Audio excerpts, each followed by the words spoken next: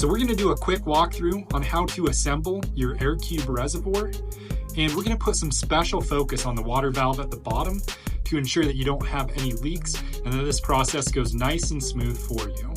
Let's start by unboxing all of our equipment and doing a quick inventory. So jump to the instruction manual and let's take a look. So we're supposed to have 12 poles here, 3, 6, 12, perfect.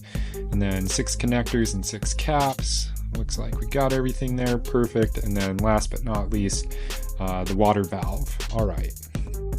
Now it's important to go step by step with the instruction manual just to make sure that we don't miss any critical steps along the way here. So we're going to first start by disassembling our adapter here by unscrewing this nut. You're going to notice that there is 2 O-rings on here. We're going to remove the nut and the O-ring that's towards the nut.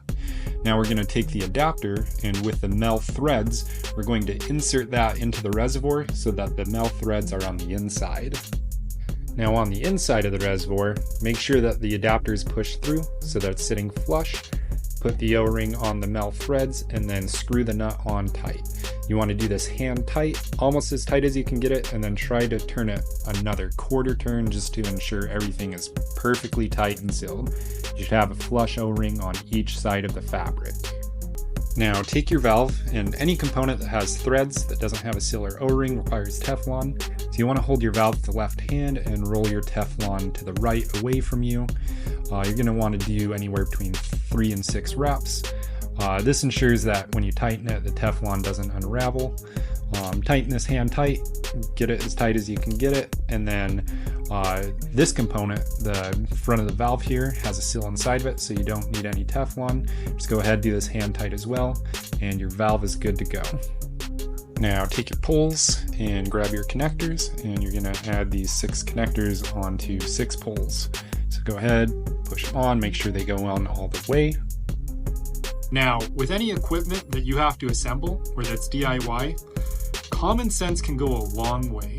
You don't want to force any components. If any of the plastic connectors are tough to push in, or you're having difficulty, you can always use a little bit of rubbing alcohol to lubricate the part and help it slide in easier.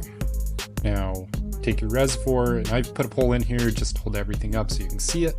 But go ahead and remove your dust caps, exposing these ports.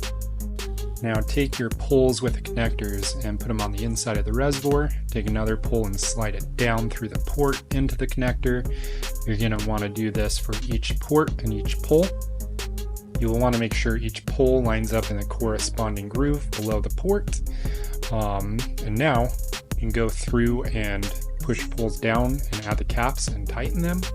You'll want to do this in kind of a crisscross pattern, kind of like a car tire, just to make this process easier. And there you go. Your 60-gallon air cube reservoir has been assembled. You have a valve that is completely leak-free. You can see the seal is nice and tight, and you're ready to go. Hey, and that's it. If you have any questions or if you need clarification on something, feel free to leave a comment below. Now, one last thing I do want to mention. If you're doing this, if there's a step that doesn't seem right, if one of the components is not working or, something seems off, always reach out to the manufacturer. Growace.com has live agents available Monday through Friday. Their team of experts are happy to help you. Use the live chat in the bottom right corner and they'll make sure you get taken care of. Peace.